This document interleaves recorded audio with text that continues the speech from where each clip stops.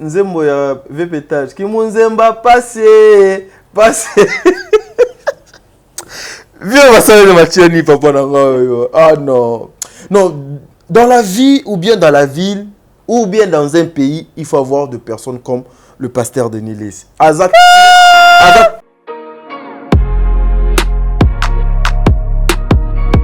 Denis Lacy, Aza hypocrite. Faut pas dire des choses pareilles, t'as dit. OK. Oza mwana nzambe.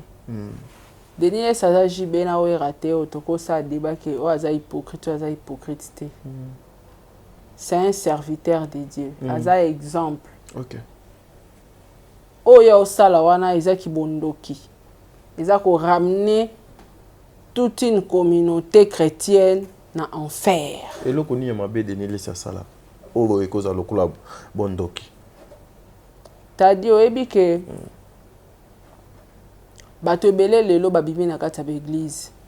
Yo za pasteur te moi oyeba ngo eza te. Mais ba pasteur au moins muto obenga ye pasteur asambela ye maoloba bino nyonso bozaka ndenge mo na ba Denis Lacy na za suna confiance ba pasteur te nga kuna kina nanga so église te. Bato combien babimi na kati etonga likola Denis Lacy, c'est la sorcellerie.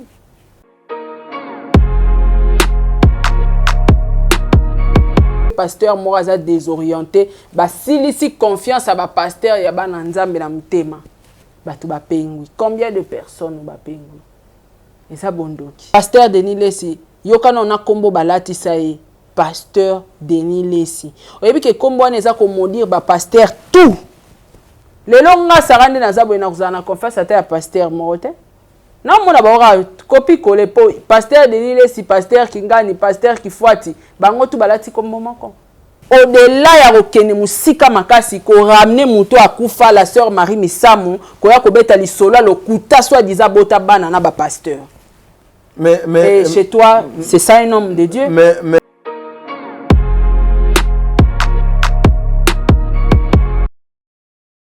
Did somebody say that Majabu Gospel is coming to the United States? Yes, Majabu Gospel is coming to America.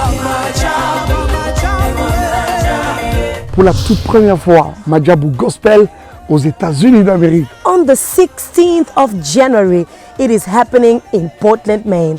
An amazing, life-changing and epic concert. Et le 23 janvier 2022, bien sûr, à Dallas, Texas. Je peux m'imaginer combien la gloire de Dieu sera présente. For 2022, it's gonna be glorious. The whole Majabu Gospel team will be there. And we cannot wait to share this moment with you. Retenez ça très bien. Le 16 janvier 2022, nous sommes à Portland, Maine. Et le 23 janvier 2022, à Dallas, Texas. Invite a friend, save these 2 dates, because you don't want to miss it. And I hope to see you there. Soyez bénis.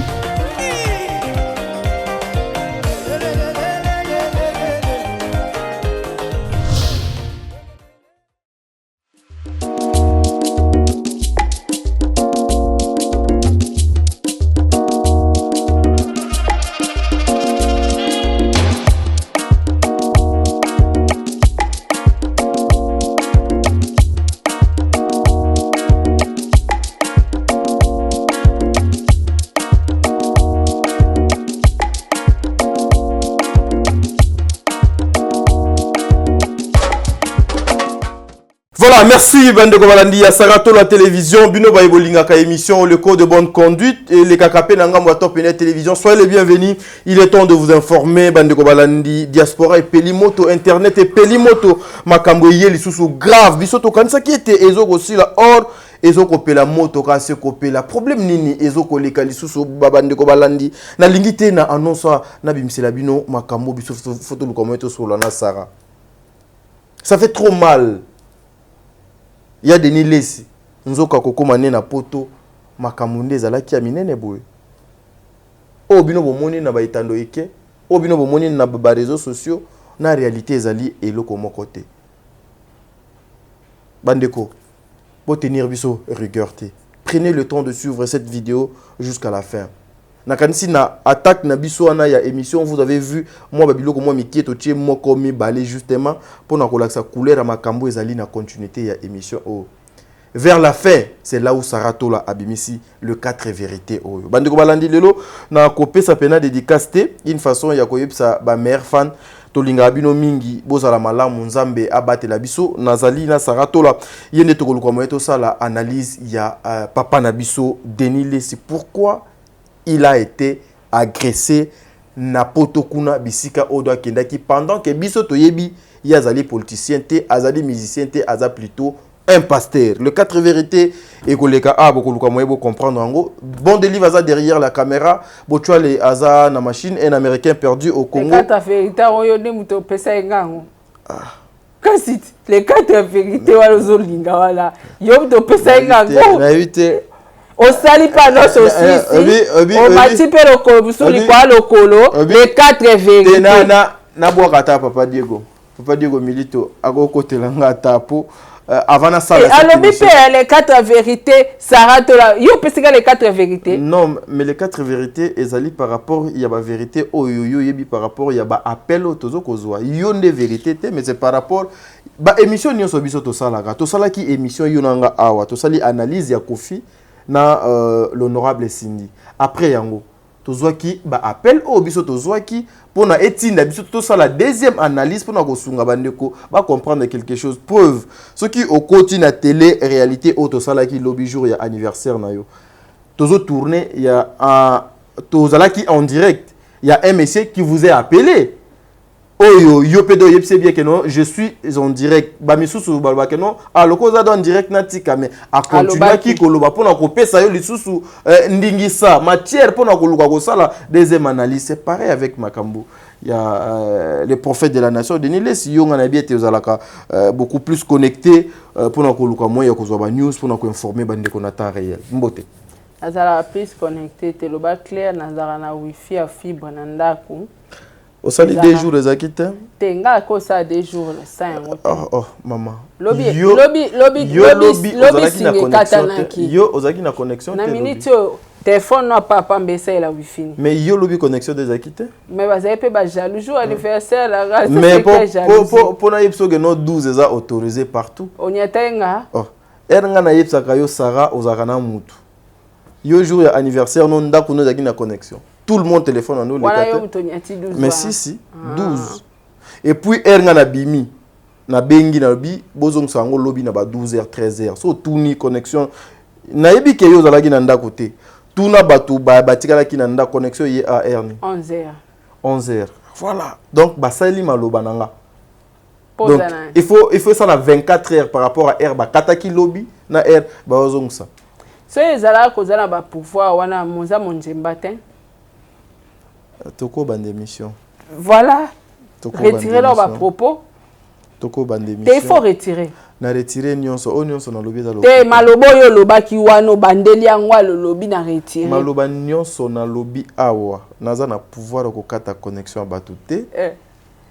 Les alaki coïncidence lokolo nga nazalaki. Te komeka kokota wana te bandela susu.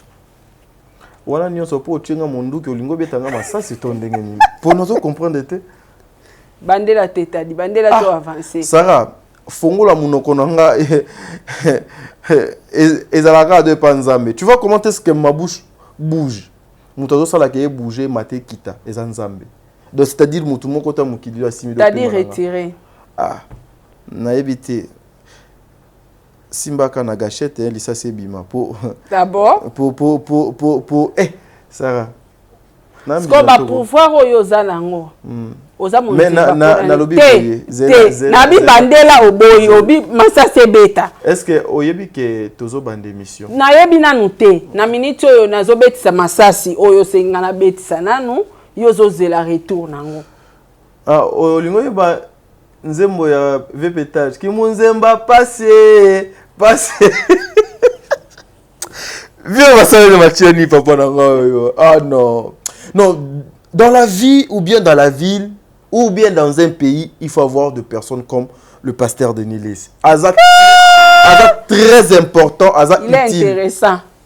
Ah, il n'est pas hypocrite le kola ba misusu et le ba yemoko émission moto to sala a so ke na ba fête so ke na ba fête so ba cheka banzembo ya ba luambo kende place pasteur afandi lokoloka ezobeta bwe azobina na lokolo ba misusu ba chela bango ba masanga na milangi na bani nomoni mikolo to na système ya mo ba bouteille mo bo soit ya pembe ya rouge ya jaune et logo dans la carte ozoye baté ozomona ka mutu azo sisa ngonzela nzela lokola non batika yazala ba combattant botika ya deni Retiré.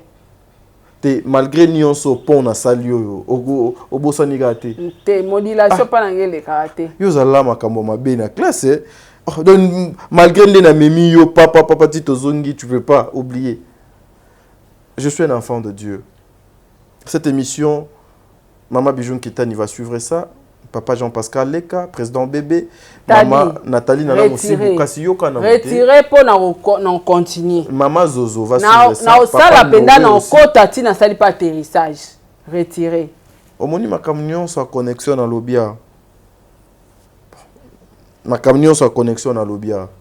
Te bandela nengo lobaki ma camion sa connexion za va lobaki lobai bien que nga mutu na sa bandela nyonso à 0 apollo au retiré.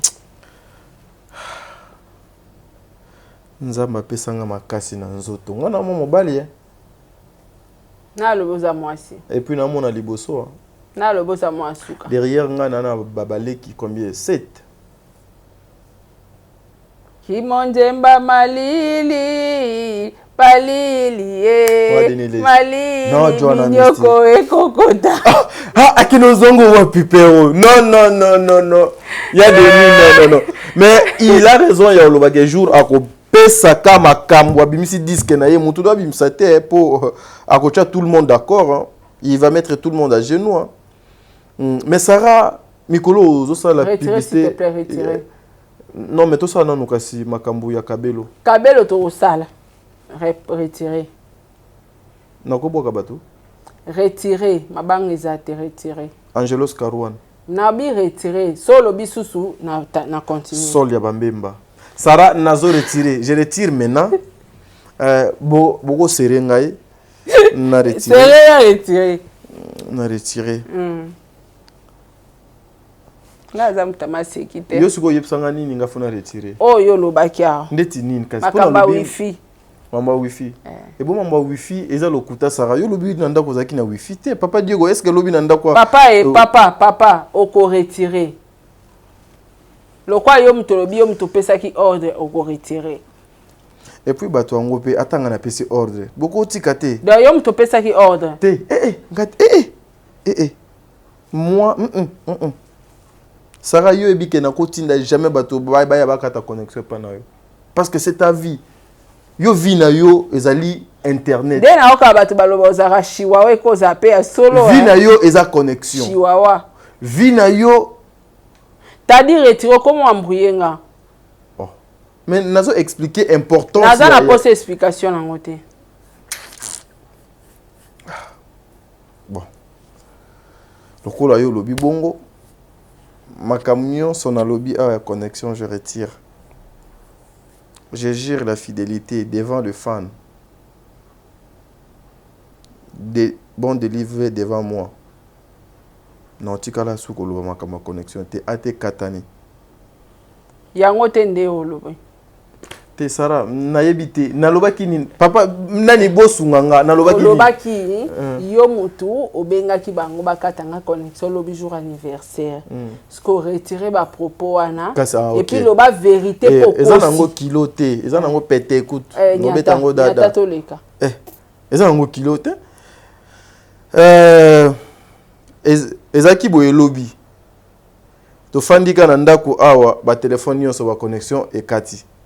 Moi j'étais là. Non le baga vérité hein. Ko retirer nyonso pe yango na osala. Ba kati après ka boye to fandi. Tadi. Mais yo lobby ngana retirer na loba. Ngai na 34 ans d'âge. Mais yo za mukolo na libandi. Laisse-moi finir moi d'abord. cité moi naté Sarah na bandi nazo retirer ça. On commence à s'en va. Non. Bandi ko ça s'en va vendre. Voilà ce que eza différent. Oh yozo loba na makamno loba connexion za bido mibale na retirer mba moko ngai ne naza boye na bengi nanga bato te ba yokata connexion makamno so na lobi za lokuta. OK. Donc ye moko Sara benga ki bato na marque na ye. O chesu komo nanga? Non mais yo mukolo ndakunde o benga ki po ba yozong sa connexion ngai te. Donc je suis pour rien dans tout ça. Donc voilà, c'est ça. Je retire. Je suis un enfant de Dieu, je peux que retirer bon. Ce sont mes propos. Mes propos, veuillez m'excuser, n'a retiré. Tola. Il y a Denis Les. Alinga Kiazwa, Lotaka, Namboka Bapaya. Rapport nini ezali entre le pasteur Denis Les et puis les combattants par rapport à combat na bango au basala na poto.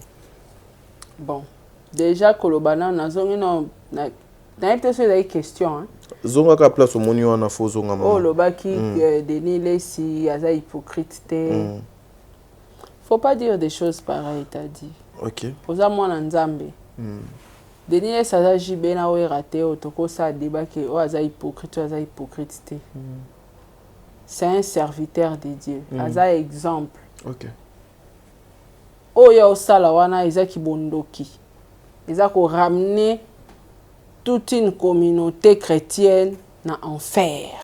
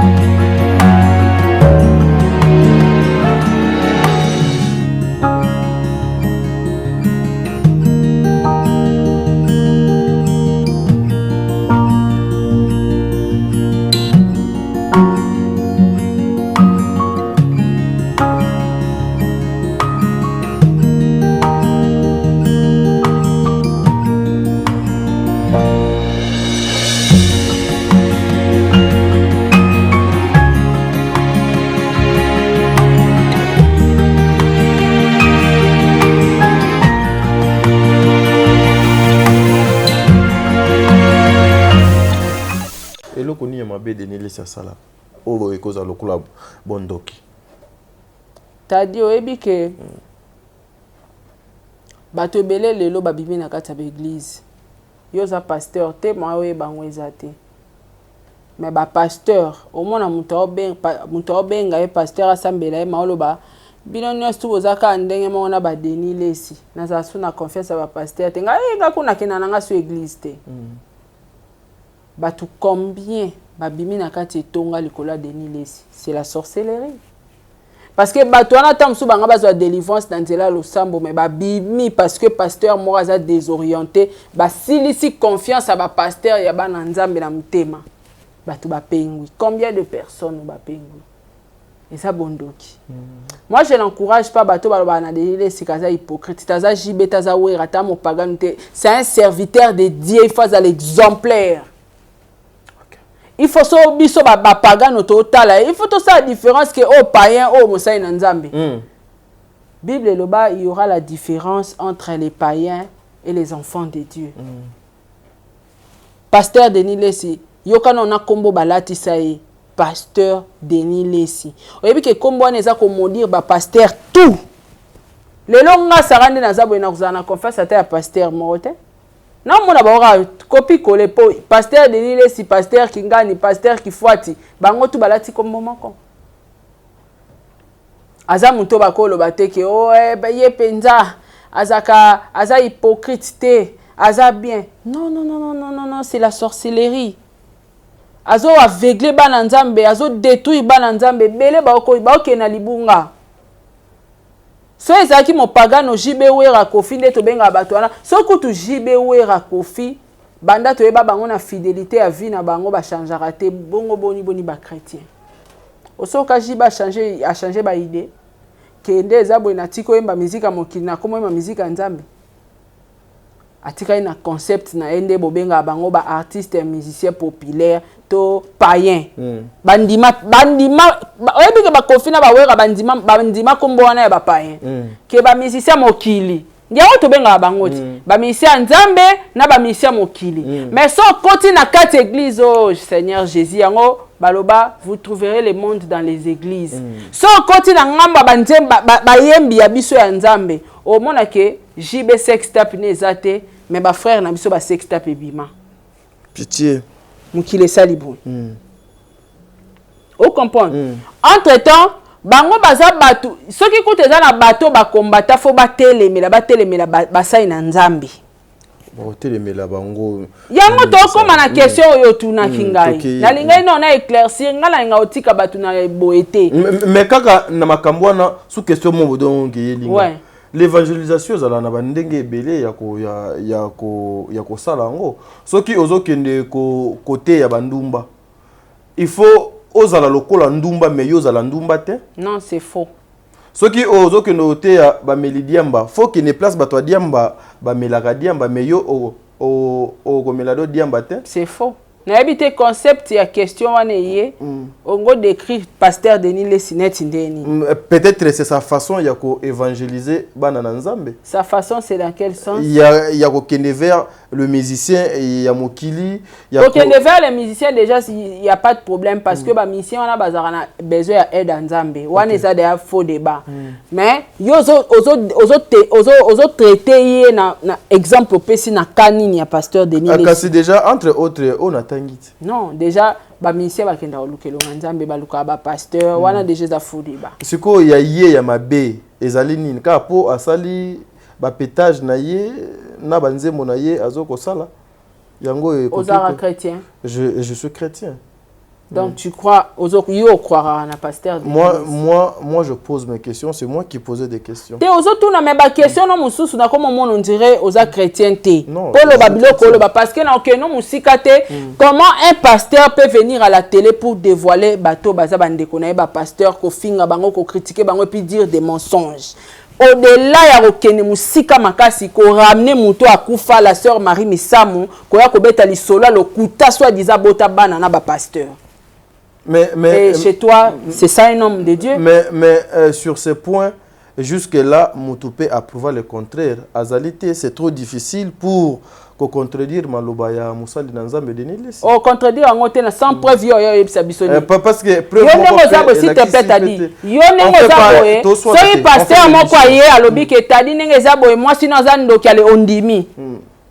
Non, non, mais ils différents dans le contexte. Non, c'est différent parce que y a le bas moto à Koufa Kabimara na pasteur moko, pasteur wana babotana écoute moi na moko, moi na wazara na poto. Siko oteba chrétien nini na mutu. Pour pesi bango preuve te. Si c'était pour dénoncer, il fallait dénoncer clairement. Yo sali base na yo OK, na komba mo way na komba baninga no ba pasteur et après au pesi ba tout preuve te otiki ngo ka ndengwana non, ça n'a pas de sens. Qu'est-ce que vous appelez buzz parce que yemoko aloba ke makambo na lobby nazali sur na ongai na lobby. Et là, on y a un réseaux sociaux sans preuve, ils ont baise ou soit ils ont chantage. On accepte pas sans preuve. On a un tamaele, na on a pensé na oti. Que mutumo a ko le kanepe na média, Sarah Zando qui a zabo na place na vandi et tant mutamaele nandi mae po le kaki na sala oti. So na mutamaele na ba réflexion na réfléchir nengo lobi wana te na luka preuve parce que chantage existe ka. Et puis base existaka. Nako le kapele yo da bia kaku nakutana na kofi alingenga. Où sont les preuves? So preuve ça te soit na sali base na komba kofi, soit na osala kofi chantage. To ça ba preuve mon na nuire sur réputation na e. Nde nako osala yango. Yaza mosai na nzambe. Soit disant aza mosai na nzambe. Mais comment na ki mosai na nzambe na e sora moni mutu donc yazo tali sabatuke okoyi ça pas ko confier pasteur vérité na ote. Toko confier pasteur problème na ote. Yazo tali sabatu même que le pardon n'existe pas. azotalisa bato ke basali na nzambe babomanaka entre bango bafinganaka baswanaka. Là c'est visible, tout le monde a bango. Oui, il y a azotalisa bato ke pasteur akovanda na kiti aya abando finga muninga ne pasteur. Bote yanga neti nga Sara apo yo hotel ote yanga neti ke Sara nzamba lobi tika masumu tika ko ina yebaka kolimbisa. Non. Bango mo ba pasteur balimbisa na raté. Mais les pasteurs ne sont pas des dieux. Baza banzamba si. Non, les pasteurs ne sont pas. C'est qu'on évite. T'as dit, au moment où on a carré net, c'est ma manzambe so maîtriser te koloba boité pour batu. Au moment où s'il te plaît, baza banzamba c'est. Ils ne sont pas des dieux. Non. Est-ce que banzamba c'est ezali nos parents? Oh non.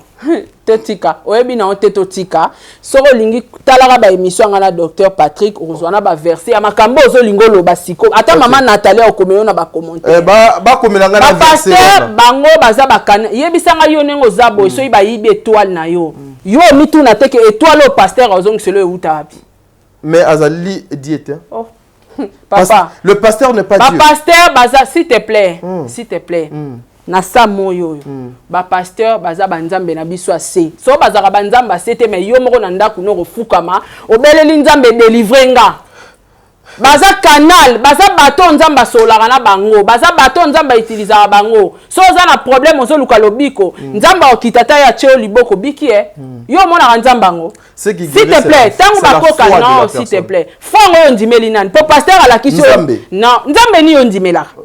C'est la foi qui sauve et non le pasteur qui sauve. S'il te plaît. Mais oui. Oza mayele. Oui, la foi qui sauve. Je suis. La foi ils ont sauvé les afouani.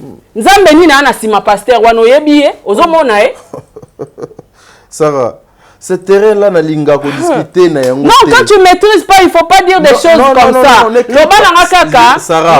Loba nanga kaka. Un pasteur n'a jamais été Dieu. Jamais. Si ton maman a dit à sens ni. Oh, mais maman allez voir, allez consulter. Yo osololana pasteur. Quand tu n'as voir te ponga na yebi. Yango na lobi na soki yondo za na connaissance wana te luka basala kambe o s'informer pour que je sois convaincu, persuadé. Balobi na osala convaincu te. Quelqu'un m'amène dans la télévision. Tozo solana yo, je suis à la télé. Ndeko moko osambelaka mingi. Vous maîtrisez bien la parole de Dieu que moi. Bokomelinga na commentaire ou numéro à Sarah ngwana ou numéro nanga ngwana bokomelinga verset wana nakoyoka sonité ce qui ezali bongo émission no sala lobby pona yana confirmer na benga docteur Patrick Alai na ko benga docteur Patrick na benga e poto si ça débat parce que zo ba mambo maîtriser docteur Patrick asala dans Bible té asala Bible té masala théologie oui mais aza pasteur yo zo linga kutu bato yebi te ba commenter mozo boya musai na nzamba a confirmer les en sens c'est-à-dire bato to yebi te ngana zo tinda bango ba commenter ba expliquer mozo boya docteur Patrick pourquoi oh papa toujours soit na te. Soro yebelo roté baloba ke Sarah na point wana naza convaincu te mais ko chat te. Sarah s'il vous plaît. Parce que ebinyo sote nga pe na ebinyo sote. Sarah s'il vous plaît, je suis quelqu'un, je suis une personne. To benga docteur Patrick. S'il vous plaît, Sarah. S'il vous plaît, yokanan Sarah. Ata batu ba to la biso ba on dit to benga. S'il vous plaît, Sarah. Nous sommes tous en plateau. Je ne suis pas obligé d'avoir le même avis que yo. Oui, là c'est vrai. S'il vous plaît. Là c'est vrai. Et les gens qui nous suivent, ils ne sont pas obligés d'avoir le même avis que moi. Normalement. J'ai ma conviction. Moi aussi. J'ai ma connaissance. Et ce n'est pas à vous de m'instruire que oyebité. Non. Non, on laisse le débat. S'il vous plaît, maman, toujours solo là. On laisse le débat. Na oyo yebi. Et pas nanga ebimi ke na yebité. Na oyo nga na yebi et pas na yo ebimi ke eza bongote. Je dis, moi je le demande. Et pas ya bandeko o bazo landa biso bacelanga verset wana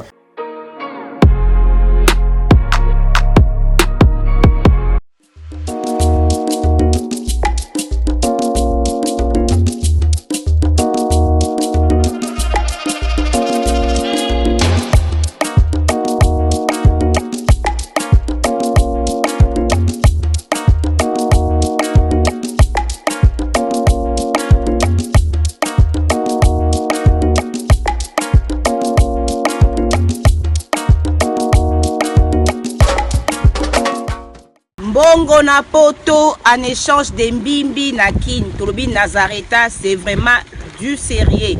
Donc Nazareta ils ont les solo ya mbimbi dans système mbongo shingom de tolo ba toujours. Mbongo shingom ezali ba mbongo auto négligeaka même un petit rien, même un petit ya mukie.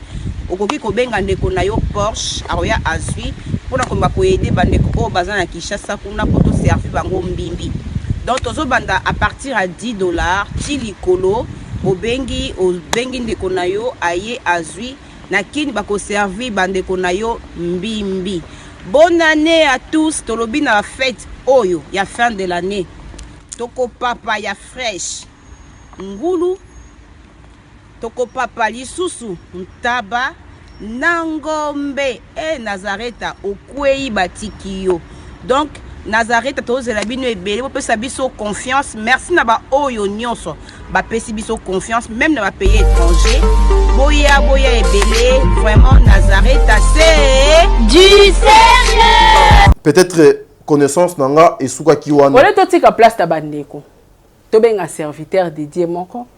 Akota na kati ya sujet oyo a expliquer biso.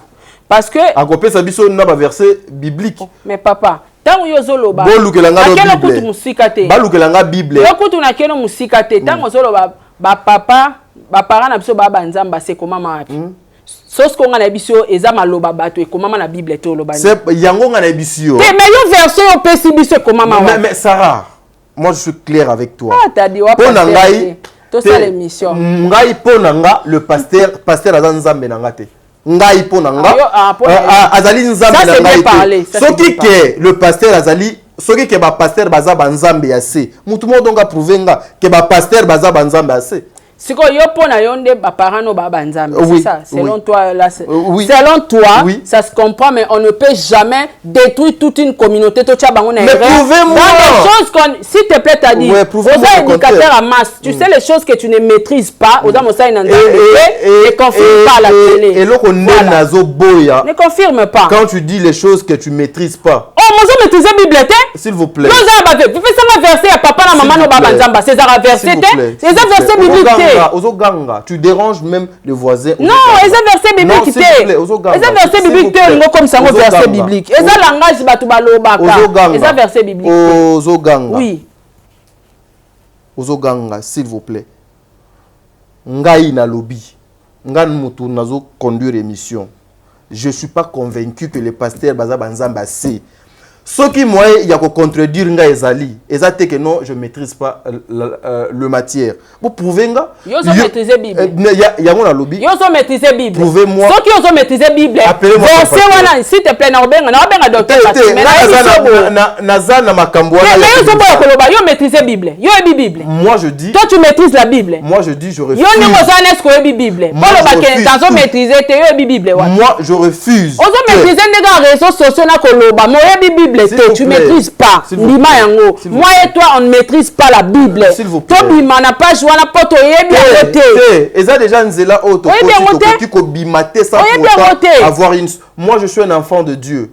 Ce qui est elo kwana mutu approuvé noir sur blanc que ça yango, je vais m'incliner, je vais accepter. Mais et si longtemps que yango ezalité na monité, je peux jamais Mon problème est que toi tu n'acceptes pas au condiment yango te mais kokoti sa ko détruire communauté na limbate au koti sa bana na savoir na yo. S'il vous plaît, ce mutu azali, appelez-moi ces messieurs, le pasteur mutu asala cours pastoral a expliqué biso que ezali na mokanda ya X verset boye so ke otangi okomona ke non ba pasteur bazali banzambe ya se. Ana benga docteur Patrick. Voilà. Si le docteur Patrick a kozala mieux placé, je vais assumer et je vais accepter. Et puis verset wana bokolukelanga do Bible awa pas de fona tangango. Voilà, comprenez, c'est comme ça que nous sommes en train de continuer avec notre émission. On appelle le docteur Patrick. Une façon ya koyeba. Allô docteur Patrick, mbote. Merci docteur Patrick. Na bengi toza en direct hein. Mati le téléphone. Toza en direct au sala débat mona tadinga la pa awa sur Banzamba C. Alors il y a lobby et comment la Bible que ba parents de bazar banzamba se ngala bise ba pasteur pe bazara banzamba se parce que bango ba apporter la biso guérison à travers notre Père qui est Seigneur Jésus-Christ. Abi non ba pasteur bazara banzamba c'était ba parents de bazar banzamba se na ebité au quoi intervenir pour éclaircir communauté mobimba ba la biso parce que toza vraiment na kati ya débat wana. Merci beaucoup. Papa t'a dit, Azan a raison. Mes parents,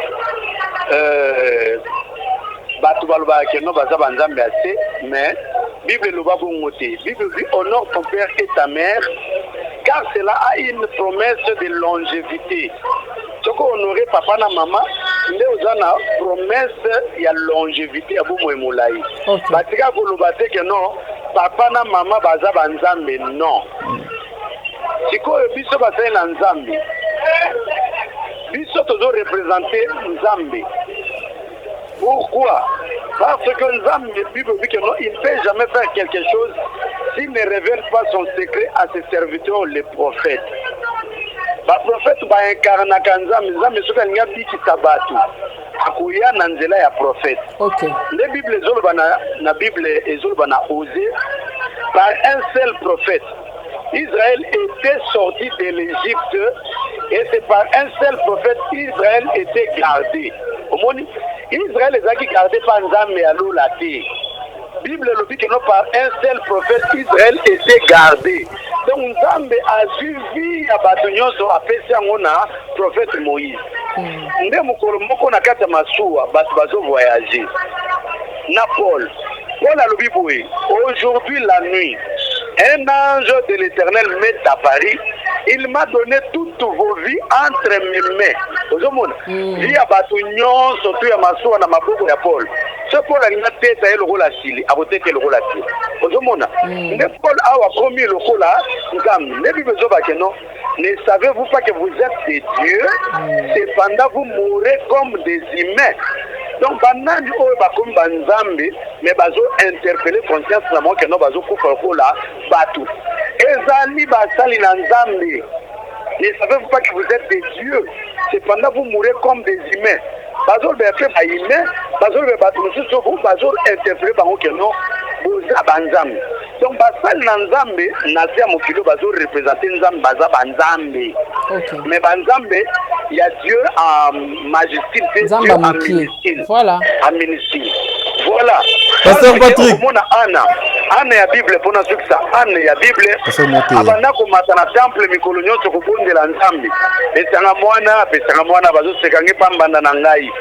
Mais ala mokolo oyo Anna kutena sacrificateur Eli.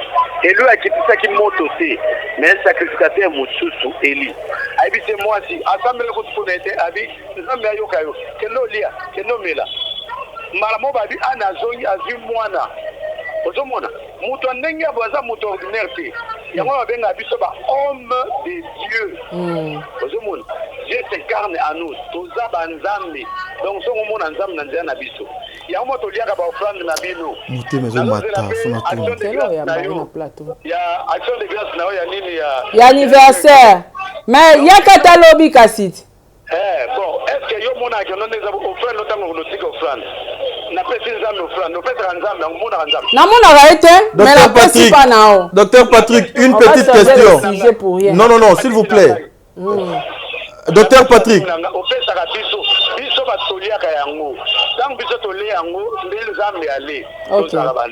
Docteur Patrick, pardon. Kokatana noté. Non. Débat un appel normal, papa. Ah, mais il faut le na WhatsApp. Jusque-là, na moni place au docteur Patrick a prouvé ngaïté aux yeux du monde que pasteur baza banzambe yasi. Mais on comprend que verset wana ezala raté na Bible comment maté que para banzambe. S'il vous plaît. Moi j'allais poser cette question à répondre nga lokola serviteur de Dieu. C'est quoi à répondre au roi serviteur de Dieu? Non, s'il vous plaît. Mais yamba une émission. Le pasteur bazali banzambe. Lorsque yo ozoloba ke nzambe azo incarné katina biso yo komi lo nzambe. Mais qu'est-ce qu'on rencontre? Le bon Dieu s'incarne katina biso. Nzambe asali à travers non. Papa, moi je m'irais à ce que omoni ke na makambo lobaki ko maîtriser ki yango te otepe munoko ba para ba nzamba se tu maîtrises pas omoni ko za maîtriser lo te je maîtrise tout et tu maîtrises rien na yebisa ki ongal avant to yamba docteur Patrick moi je te dis ba para ba zara ba nzamba se te ko mama te Sarah je t'avais dit non est-ce que yo bi ke ti makambo au pasteur Patrick alobi ti asilisi apesi verset te o donc lobi ke non pasteur aza le pasteur sont de Dieu na sa mokili yo pesa ki verset mambo lobaki mais comment yo okoki kozwa ngana tu s'il te plaît Tadi s'il te plaît soki soni mutezo lobisa yo non soni te tango pasteur atelemaka na chair s'il te plaît tango pasteur atelemaka na chair azoloba makambo il y a des pasteurs oyo balobaka makambo alobi mpe na suka apesi yo verset te mondimi siko mponi yo mondima te oza na défaite tu maîtrises pas ozo maîtriser makambo ya bible te ça sert à rien tosala débat tu maîtrises rien na makambo ya bible tozo maîtriser yoka tozo maîtriser réseaux sociaux balobi na ondima te réseaux sociaux na maîtrise balobi na oloba te moi mon problème est que ndima tu ne maîtrises pas la Bible non ngai na kondima te que les pasteurs sont de Dieu na sa mokili non ndima te ce qui m'ont approuvé moi je m'attendais à la fête s'il vous plaît zala courtois sala émission na yo bien makambo zo maîtriser te kokota Sarah s'il vous plaît moi na za pasteur te yo za pasteur ça sert à rien on parle s'il vous plaît voilà. comme je suis là avec ma conscience na mayele nanga les pasteurs Bible Patrick non Bible za na bato ba s'il vous plaît tu parles aux oganga na mayele nanga na connaissance nanga na conscience nanga appelle ya Patrick il y a docteur Patrick que je salue en passant et convaincre ngate parce que après yo olobaki to benga docteur Patrick en fait abiso verset o comment mi que le pasteur sont de Dieu non to lobaki verset te to baki to tuna mosai na nzambe a expliquer mais a expliquer biso tadi ndima que tu ne maîtrises pas la Bible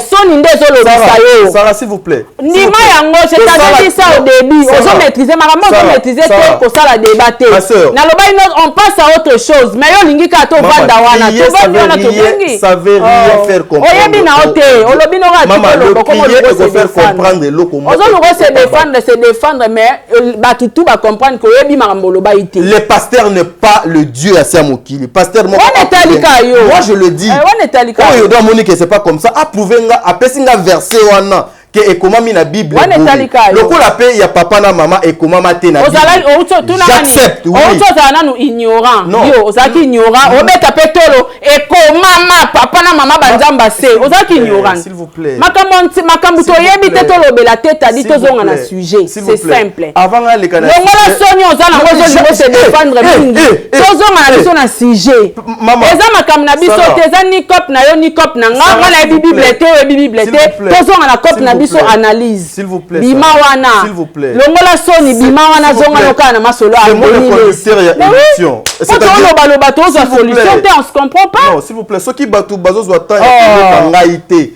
on se comprend pas na biso sujet ça fait pas quelque chose de bien pardon to ça na biso sujet s'il vous plaît ngana kotika ngana lingi bima no ouais Sarah c'est moi le patron mutu naza na conducteur ya émission attends le jour où yo ogozwa oyambinga otunanga ba question o imposer nga ça c'est moi qui le dis ozoko sanga pe na olinga te o sala olongola soni na ona miso abato ku façon ni mona pasi changer kaka sujet oyebi na makambo zoloba te nous avons déjà un sujet déjà so yo na ngana ka soni po ozaki no ignorant nga na émission na apprendre yo que papa na maman baza banzamba c'était comment maté je t'avais dit ça na émission pe t'as dit tobima wana eza makambo yo zo maîtriser te nga zo maîtriser te on change les sujets ça c'est un débat très important c'était important yoka eza important ya mbabasai na nzambe te ya mbapusai na nzambe kende na débat o biso tozonga na débat ya Denis Lis biso tozonga na débat ya Denis Lis Luka pasteur moko ya mbaye je vais rentrer là mais je vais te faire comprendre quelque chose moi je vais rien comprendre parce que tu maîtrises pas batu o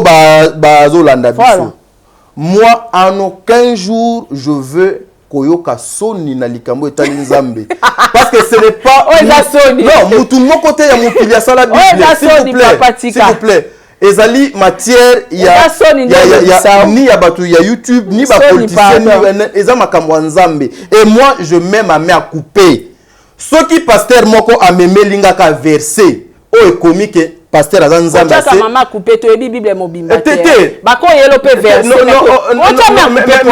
mais pourquoi ozo interrompre les na likola miso bato lingo chape me a coupé yo ebi bible Sarah yo yebi bible o ti kutu ko za ignora ka na likama mukiawa o kosi bato wake papa na mama ba yo se na gangi émission ekatana tika longola soni wana to sanje finir avec ozolo ba makambe na sens tête à dit ça n'a pas de sens maman ozolo ba et na on a sens té je dis ceci et ça sens té ce qui pasteur moko un serviteur de Dieu maman coupé à maîtriser Bible. Je mets ma mère coupée. Ce qui a singa verset wana. Oui, comment que le pasteur Bazali Banzambe assez. Je reviendrai à Wakana Kiti Oyo. Na émission nanga pour vous dire. Et bon papa na maman baba. Makambo oyo baki awa. Papa na maman baba Banzambe assez za makambo. Je m'excuse pas bana na Nzambe nyonso. Mais est-ce longtemps que verset wana ezalité. Ça sera impossible pour moi d'accepter parce que Nzambe a incarné à travers ses serviteurs à l'embalamoko Nzambe évangélisation ba imposer à muta accepter té voilà pasteur té na mieux placé à composer son ndezolo biso biloko wana ya ko imposer na koki ko accepter té na nazo imposer nazo té nazo pasteur s'il vous plaît. Donc Sarah sincèrement omoni je sais émission to sala rapona yona ngate na plateau mais nous faisons des émissions pour na bato o batala kabiso o yona ngato ko suwa na to ko bunda awa e ko zala pona intérêt premièrement ya bato biso to yaka ko servir ba o batala kabiso mais ngai sincèrement Sarah je m'attendais chez le pasteur Patrick apesa biso verset moko o elobiete zela yeta s'il vous plaît yambaye na plateau s'il vous plaît ngana to yaki awa to sala analyse ya pasteur Denis Lesi Sarah laisse-moi finir so za na besoin ba si l'église au pasteur oyo kendaka te akwa ngote s'il vous plaît omoni ba pasteur nde ba chaka bino lo yenge na mutu maman oui maman na prière bon papa papa oza tata mo sabana so ndezolo bisalo tadi non s'il vous plaît soki le ayaki Sarah ngala yebi wala pe ochapelo yenge olinga po cheba tu ba tola biso na erreur papa na maman de baza banzamba c'est comment ma wapi je pense que yo sala et comment ma wapi tadi et comment ma wapi j'en suis sûr que yo na ça très bien formé yango na faire voir yo que au moni makambo so maîtriser te kolobaka te Sarah ba affermissement je pense que yo le katenga leka OK merci makambo so maîtriser te kolobaka te na zabo Sarah oyebi te soni pasteur Azali Nzamba c'est voilà ça n'engage que toi. S'il vous plaît, Sarah. Ça n'engage que toi, t'as dit. Ils ont engagé car yo soko yebelo ote place au souki si compréhension na yo yeba ya batu mususu bandara wana. Sarah, ma tête est koka koganga te s'il vous plaît. T'as dit ngana koka koganga. Na lobi. Soni ndezo lobisa yo. Zonga na sujet. Naza na droiture. Zonga na sujet papa. Bima na soni to yako lobela makamba. Le jour où un pasteur soni ndezo chrétien tala soni je risque soni tadi soni ndezo sala yo papa soni ndezo sala yo soni ezosala likamba s'il vous plaît zate zonga na sujet longo na soni zonga na sujet soko kwei telema popola makolo tokende zonga na sujet tadi ansipe zate zonga na sujet toyaki makamba Denis Lesi tosala sujet analyse zonga na sujet soit tokati émission nao je vous en supplie zonga na sujet soit na tikelo micro osala émission na wana ozoloba makambo ozoloba ozo maîtriser to lobi yango yo moko na ba fan s'il vous plaît zonga na sujet tadi je vous dois du respect lobela makamba Denis Lesi en avance s'il vous plaît je vous dois du respect soko lobi makambo wana ozo maîtriser tenga na tiki micro pona mema batu na pétrinte s'il vous plaît na kosa bato ba otala biso te parce que toi be bikati sa masse 4 émissions c'est bon c'est bon